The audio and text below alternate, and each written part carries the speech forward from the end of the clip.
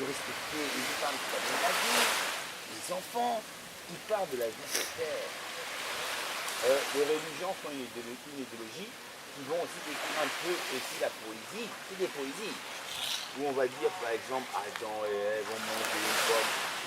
Vous savez où j'ai vu Adam et Ève, hein? J'ai vu Adam et Ève quand je suis parti faire la plongée sous-marine, donc le 28. C'était la première fois que je vois Adam et Ève.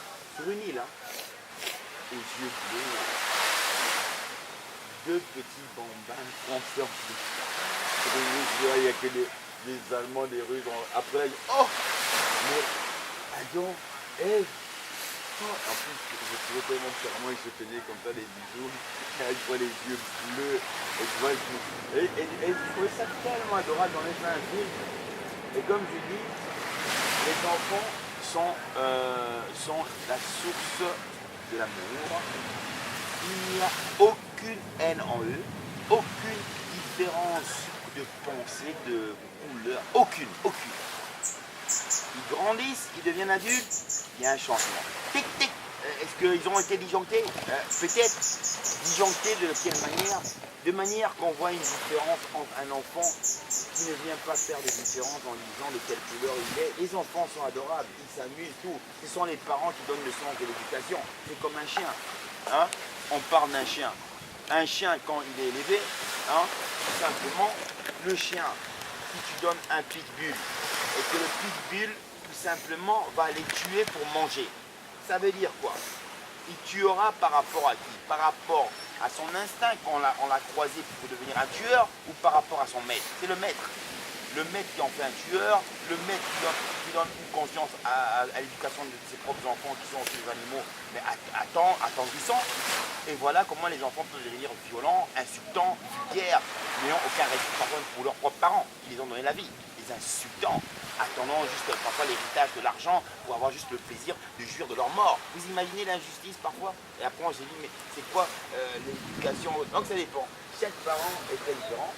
Hein, et que, bon, la philosophie, par exemple, du Dalai Lama, où il a pu citer 366 philosophies énormes, c'est toujours, il n'y a rien dans le sac, hein, c'est toujours la sagesse. La sagesse, dans quel sens? La sagesse qu'il a donné tout simplement, la sagesse, tiens, il a donné tout simplement la sagesse, une telle sagesse, une philosophie. La philosophie, là, vous savez où je l'ai lu dans l'enfer d'une prison. L'enfer d'une prison psychiatrique. Parce que mon appartement a brûlé, que j'ai fait un film à la bougie en 1930, c'est un pyromane. Et voilà que je me retrouve dans une prison et après je retrouve un Français. Le Français, je le retrouve et je lui demande qu'est-ce qu'il a fait. Bon, il me dit j'étais à Amsterdam, j'ai acheté 100 grammes d'héroïne. J'ai acheté 100 grammes d'héroïne, mais je me suis endormi dans le bus tellement j'en ai pris. À partir de là, c'est de là qu'on l'a retrouvé à l'hôpital, à la prison. Donc on se retrouve dans la même cellule.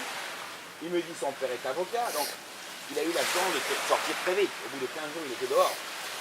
Mais j'ai apprécié sa compagnie sur le temps que moi j'ai resté plus longtemps. Son père lui a envoyé des livres pour le soutenir. Il a envoyé le livre du Dalai Lama. Je l'ai lu, il me l'a offert comme cadeau. Et à partir de là, je lui ai dit, ah, quel beau livre. Je suis rentré dans ses pensées du Dalai Lama et je dis non, c'est un grand homme qui a donné un très bon sens à sa logique, à sa pensée, à sa façon de voir, à sa philosophie de la vie. Mais quoi dire des critiques qui peuvent être Dalai Lama et ça?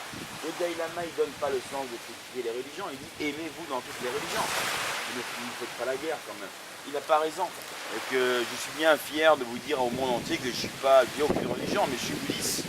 Et qu'un bouddhiste qui donne du riz aux chiens, oui, oui. Et les chiens, ils n'ont rien demandé aussi. Ils ne font pas de mal, comme tous les autres animaux que vous tuez, que vous êtes heureux de bouffer, malgré les religions. Vous êtes bien content quand ils sont bien tués. Après, vous dites on est des bons religieux, hein, mais on fait du mal, on vend la drogue, on viole, on tue. Et après, quoi? Non, non, non, non. J'interdis mon fils d'avoir une religion. Et ça, c'est mon droit. La seule religion qu'il a, c'est le bouddhisme, la philosophie, comme Siddhartha, le prince. Son père était le roi, mais moi, je suis le roi de mon prince. Et ça, c'est mon prince, il le sait. aucun animal humain va lui dire non mais tu as une religion, mais pourquoi tu n'as pas une religion, mais quelle religion vous voulez qu'il ait? Une religion, laquelle? Celle de l'esprit? C'est qui? Dieu est esprit, c'est un arbre. Dieu est un arbre. Mais vous êtes fous. Vous pensez que les arbres sont... C'est ça qui vous fait respirer les humains, les animaux. Et que pensez-vous maintenant de Dieu? Dieu est un esprit, vous l'avez déjà vu? Vous l'avez déjà vu, Dieu? Les prophètes sont des prophètes comme moi, qu'on peut toucher, qu'ils écrivent. J'ai écrit mon livre, ok?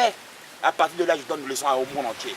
Et que mon prince ne sera jamais, il n'aura aucune religion. La seule religion, c'est la paix, être bouddhiste, dans la paix et dans l'amour de sa sagesse. Et ça, c'est ainsi va la vie pour mon prince. Ainsi va la vie pour tous ces humains confondus à eux-mêmes, mais se confondant dans les religions et se tuant entre eux, se volant, se violant et se montrant qu'ils sont supérieurs à d'autres. Interdiction à mon fils d'avoir une religion. La seule religion, c'est le bouddhisme, ok? Ça, je donne tout simplement leçon à mon prince, parce que je me dis, pour quelle raison les gens, parfois, vont me demander, pour quelle raison tu as une religion? Pour quelle... Qui leur dit que je n'ai pas besoin d'avoir de religion pour être bien? Pour vivre, est-ce que j'ai besoin? Les gens, s'ils veulent trop discuter, s'ils marchent ton chemin, qu'est-ce qu'ils passent ces animaux? Parce qu'il y a d'autres animaux qui vont te casser la tête, il vaut mieux. Tu t'es mis en aïkido, premier animal qui te fait chier ou il en parle trop, tu utilises sa force et tu le mets un peu par terre comme ça, parce que les animaux humains sont des sauvages qui se vivent dans les civilisations, même dans les capitales. Hein? Et ils deviennent un peu sauvages, c'est comme ça. Mais non, qu'est-ce que je veux dire par rapport à l'histoire? L'histoire appartient à l'histoire. De quelle manière que quand je demande à mon fils, monsieur Osiala me dit, à l'école on vous apprend l'histoire. Est-ce que dans l'histoire qu'on vous apprend, on vous apprend l'histoire d'Hitler? Hitler c'est mon président, c'est votre président, parce que je suis allemand, vous êtes d'accord? Votre grand-mère est allemande. Hitler, c'est vrai, a fait du mal dans l'histoire. Il a fait du mal aux juifs, aux humains, ce sont des animaux aussi. Mais non. Pour quelle raison dans l'histoire, est-ce qu'on vous parle dans l'histoire, au niveau de vos professeurs d'histoire, de l'esclavage, d'Hiroshima, des Indiens qui ont été massacrés? On vous parle de ça, monsieur Sela. Pensez-vous, vous qui êtes un peu plus, plus ou moins, il a 14 ans, mais vous avez un peu plus de l'âge que lui, que pensez-vous de cette pensée que mon prince a dit? Est-ce que vous trouvez que c'est normal pour vous que on donne des cours d'histoire, on ne démontre pas des enfants d'histoire, on parle de l'esclavage, on parle des Indiens qui ont été massacrés, on parle de la justice? Pour quelle raison ne parle-t-il pas de la justice?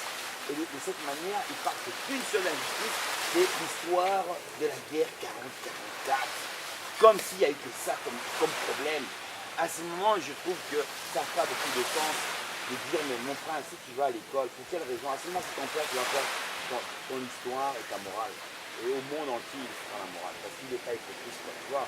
Et la politique est hypocrite, c'est parce que c'est la politique qui interdit qu'on donne ce sens de l'histoire. Parce que ce n'est pas les humains semblables à nous. Vous vivez à Paris, vous, je vis à Paris, c'est pas nous qui allons faire ce changement, vous comprenez? Ce sont les politiciens qui sont là, hein, et ce sont les politiciens, ce sont les politiciens qui sont là et qui règnent, tout simplement. Hein, ils règnent de quelle manière? Ils règnent de cette manière. Ils règnent de la manière que on est politicien, on est honnête. Honnête dans quoi? Vous pensez que les impôts, vous les payez, vous? Le peuple qui reçoit moins que vous, il doit payer les impôts et vous venez plein les poches. Vous tapez les beaux hôtels, les beaux restaurants et vous êtes des politiciens qui arrangent le peuple. Dans quelle manière? Oh, mais on est des politiciens socialistes. Les socialistes, mais regardez celui qui est parti aux États-Unis là. Hein? Celui qui est parti aux États-Unis qu'on a attrapé avec cette noire qui faisait la domestique, qui l'a violé. Comment il s'appelle encore comment tu devais passer même ministre socialiste là, Barotti, ouais, de qui je parle, t'en as arrêté aux États-Unis. Le français, c'est quoi son nom encore? Voilà. Le français là, qui dit même sa femme, Anne Sinclair, voilà. Anne Sinclair qui présente tout simplement son émission que j'aime bien aussi, hein.